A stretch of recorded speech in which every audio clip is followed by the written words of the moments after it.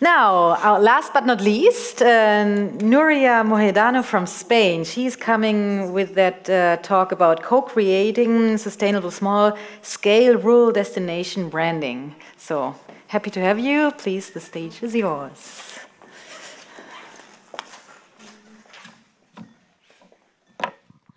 Okay, good morning, everybody. My name is Nuria Mohedano. I'm coming from Spain, from the center of Spain, which is Castilla-La Mancha region, a province named Ciudad Real.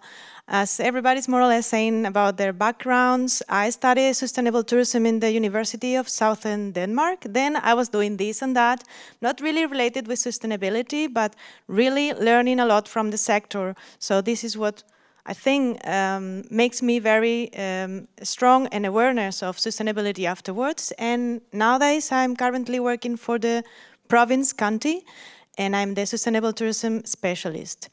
Today I'm coming with a story. It's not a fairy tale, but it's about how to collectively create a brand with a community in a rural destination.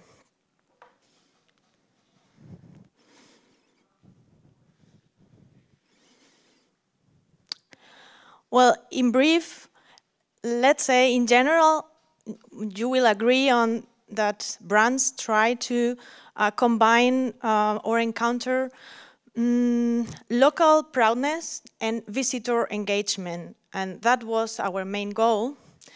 Going through a tailor-made process, and we try to create collectively and with a participatory approach what we call our destination brand.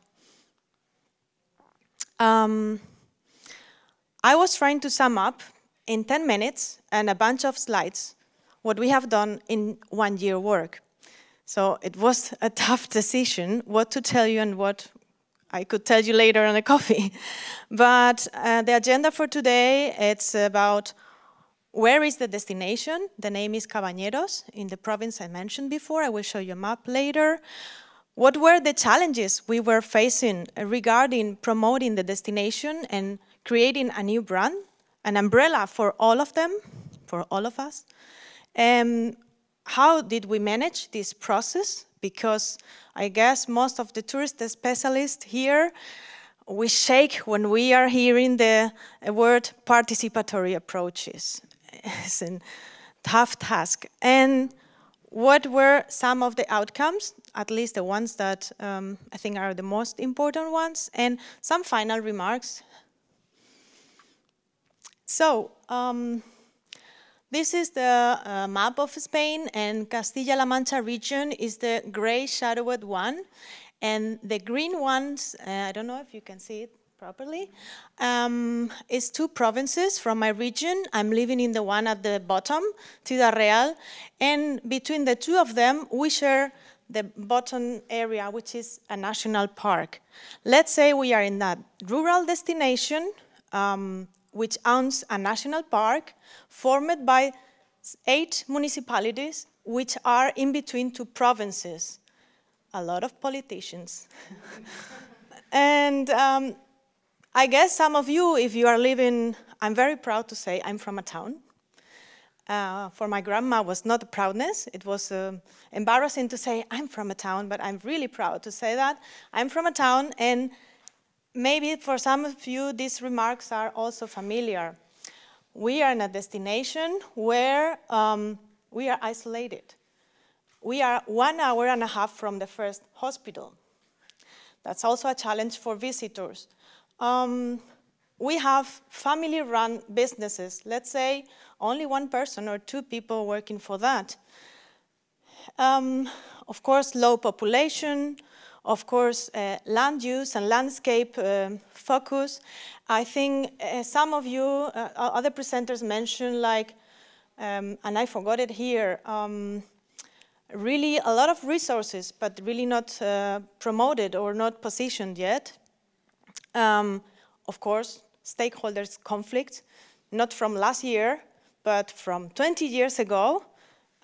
We have from hunters till tourism companies, a lot of NGOs and different public services institutions, different politician parties.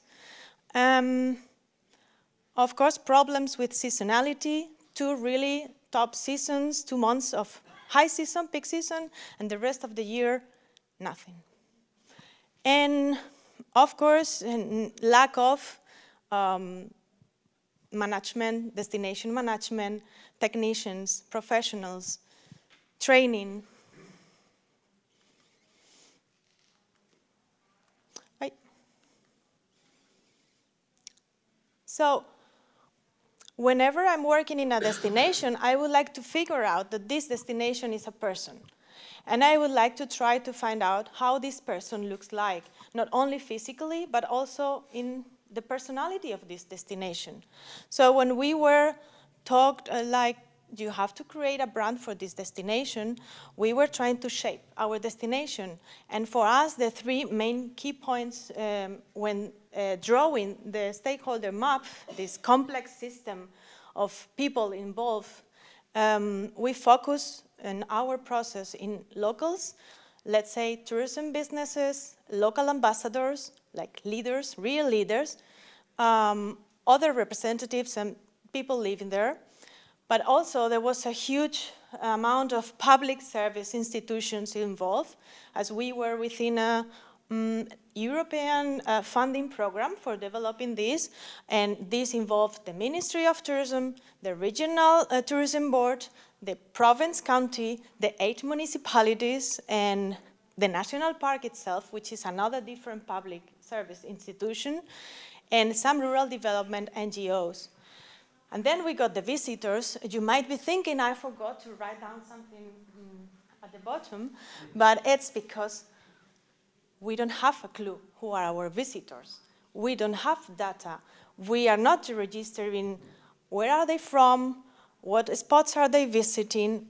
We lack on this background information, so it was a little bit complex to figure out without any data or background analysis.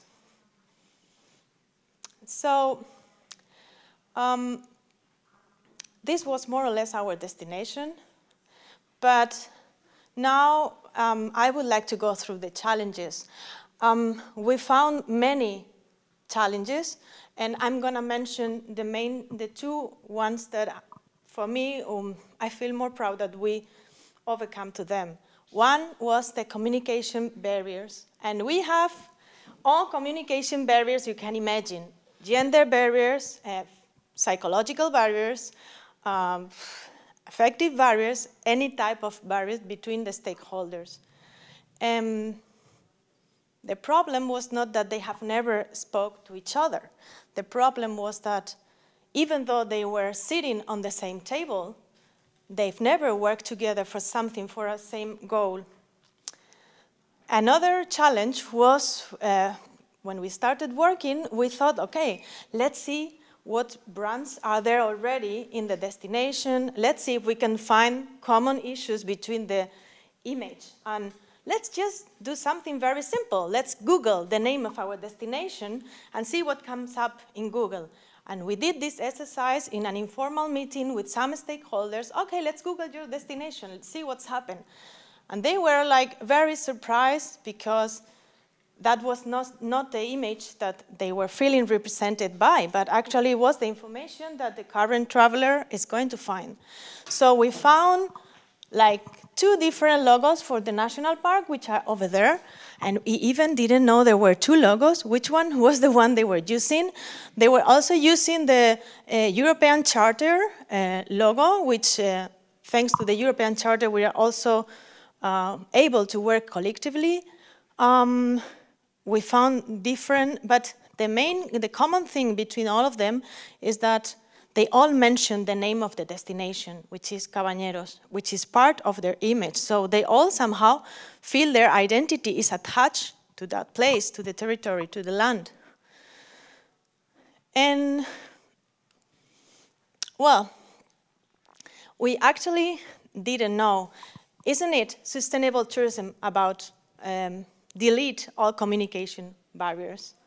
Isn't it sustainable tourism about asking people involve people, make tools or create tools for making them participate in your destination management decisions. It's an 8 sustainable tourism about co-production. We actually were following the key steps of sustainable tourism management with a community, and we found out that it's also a theory that we found some research papers from Scandinavian authors that were talking about co-creating design. So both theories, sustainable tourism and co-design, were sharing the same focus, the same perspective on how to create new designs, new brands. And we talked this to our designer. And of course, our designer got a little bit panic when we said, we are going to ask the people, how do they want, what color do they want for the logo? What elements do they want? And of course, he was about to run away, but we convinced him to stay. And we started by consultation and involvement of the people. We did it in many different ways, like an informal general meeting, just asking them if they thought it would be a good idea to develop the same umbrella for all of them, if they will use it, what were the needs. We did also talk with them separately, as there were many conflicts between them. We also opened an online form in Google Forms just to ask them more specific questions about design with the designer. We made a round table all together, which was lots of fun. We did some group dynamic online because as we are an isolated area, from one town to the other one, from the one on the north to the one to the south, it's probably 1 hour and a quarter. So it's too much sometimes for them. Well, we gave them somehow some leadership roles among this process. But what I found more challenging also was to keep asking and listening, and to be an observer, to try to do not show your preferences among the branding. And this is one of the examples of what we have done, the process, and how we gave participation and how we developed one of the steps of the co-production of the branding system. We created an online board where stakeholders were able to use, they have their username, the password, and they can go into this board. And we were asking 2 main questions. The first one was, tell me what natural resources you feel identified with in your destination. Which are the main ones? Tell me 2. And they were using these digital sticky notes, posting it, and we then have to wrap up everything and try to find common words between them. It was very interesting to find out that we, like more or less all of them, they share like birds, it's an important natural resource, fauna, flora, the sky. We never thought they will value the sky because of the lack of light pollution, and landscape. And then there were others which were not connected, but we did not delete it. The other question for them in the online board was, what are the cultural symbols of your identity, of your destination, of you? How do you feel? And they were talking about gastronomy, of course, olive oil, uses of the land, the way they used landscape, architecture, local architecture, intangible cultural heritage, some elements in ethnography, and some ancient jobs. And with a designer, we made a team of stakeholders, and together they work on the 3 proposals. We vote also the colors. They all decided their destination for them was green. And each of them has a different slogan. We were not very happy with the slogan, but somehow the designer tried to make a connection between all these elements and try to find a way to represent them. And we went back to meet our stakeholders again. And this was a really tough discussion because it's the moment where you show them their destination in just one logo. And of course, we humans have a lot of expectations always of everything. So after this, they sent us back proposal. And I'm going to show you the proposal. I put it within the process, but for me, it was a very positive outcome. They came up with this. And at the beginning, the designer said what he did, like, what is this? What they have done with my design? Because also designers, I'm sure you've worked already many times with designers. It's like an artist.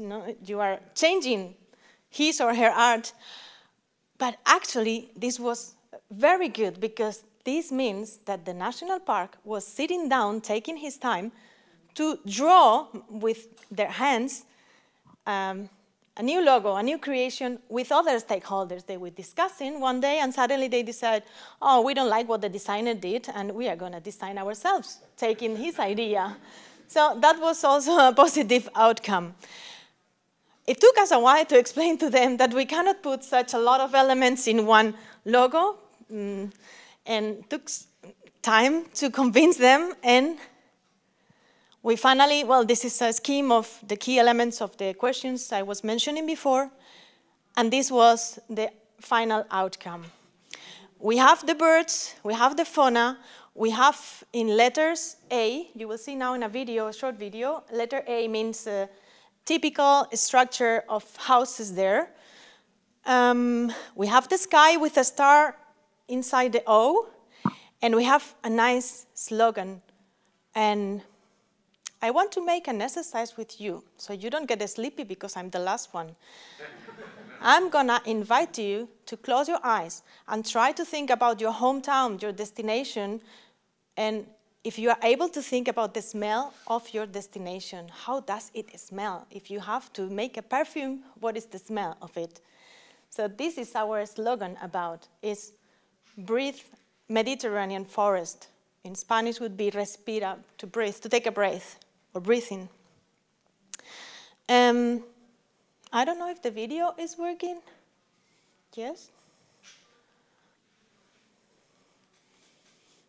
Oui.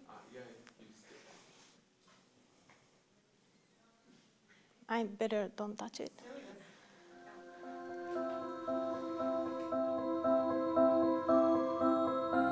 So we have the birds, nature. We have the stars, the sky.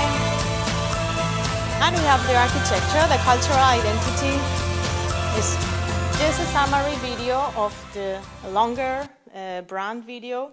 But to me, it really summarizes all the work we have done with our stakeholders during almost 1 year in just 10 seconds. And one of the outcomes, apart from all these visual, promotional logos and things and beautiful, nice things, we came up with this, which is, again, we were able, it was the first time they were working together for the anniversary of the national park, creating together proposal for visitors. So let's say, at least for me, I only can say here this, but it was the first time they were actually behaving in a sustainable way, like not as I think Michaela said yesterday, not competing, but cooperating. And they create a very nice and very rich program of activities related with nature, with culture, under the new brand that we all collectively create. So that was the best outcome that we got, just to put all of them together to work and try to remember them that before being a destination, they are a community. And of course, there are much more remarks that we could make, or you maybe after listening and based on your experience, you can also maybe make some remarks now. But the process matters a lot. And of course, it's a lot of work but it's very worthy. Let's say there are a lot of things I could now improve. One of them is that I would think before about how are we going to promote this brand. Now we have the brand, so what are we going to do? Because now we are running out of time and we are taking decisions very fast. And it's really needed, especially in a small scale rural destination where there is nothing done before. There is not even a leaflet or a map of the destination or a website. Stakeholder engagement is not only about the brand, it's an ongoing process, and we should be able to motivate them and make them be part of the process. And the collective feedback first. If not, we are definitely not working on sustainable tourism. We can call it sustainable tourism or ecotourism or evergreen tourism, but it will never be. So that was my experience in brand in small-scale rural destination named Cabañeros in Spain, center of Spain, Ciudad Real. Thank you very much.